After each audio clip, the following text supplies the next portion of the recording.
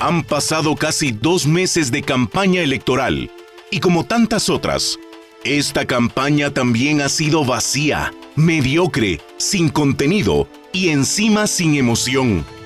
Los ciudadanos demuestran cada día más el desencanto que sienten con la política.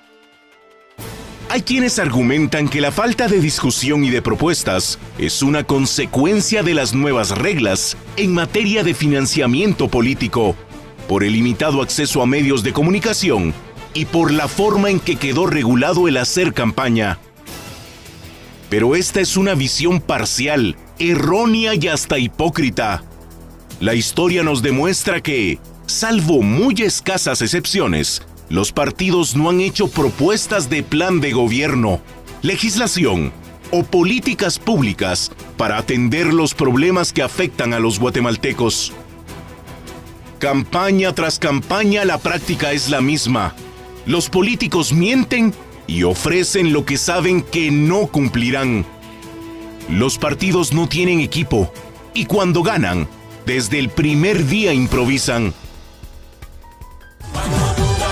Seguimos escuchando cancioncitas pegajosas que esconden la realidad de partidos vinculados con el narcotráfico.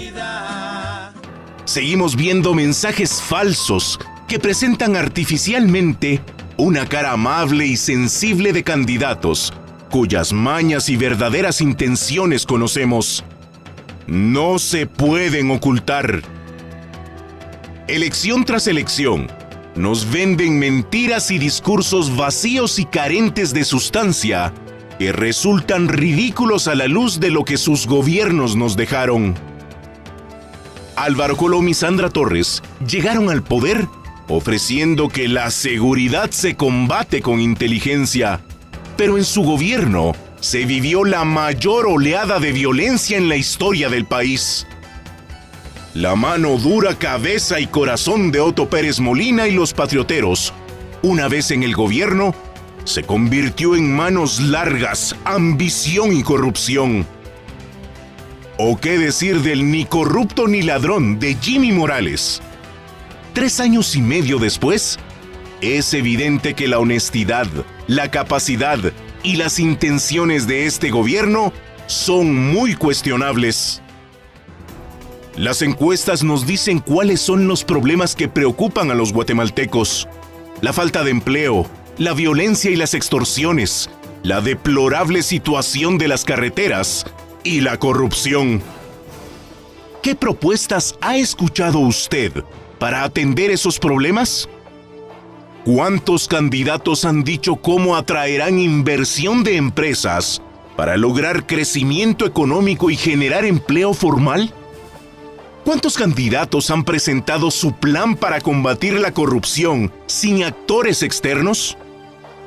¿Cuántos candidatos han dicho cómo prevenir el fenómeno de las pandillas o cómo combatir las extorsiones? La respuesta es un absoluto silencio. O peor aún, propuestas populistas carentes de sentido. Ofrecer regalos clientelares desde un estado medio quebrado y endeudado, con una economía mediocre que no crece, es oportunismo, corrupción y populismo. Y está demostrado que esto no saca a nadie de la pobreza.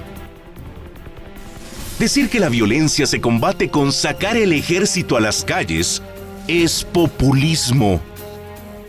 Ofrecer que la corrupción se acabará cuando ellos lleguen al poder solo nos recuerda aquellas promesas de esos políticos que, tras pasar por el gobierno, terminaron en la cárcel.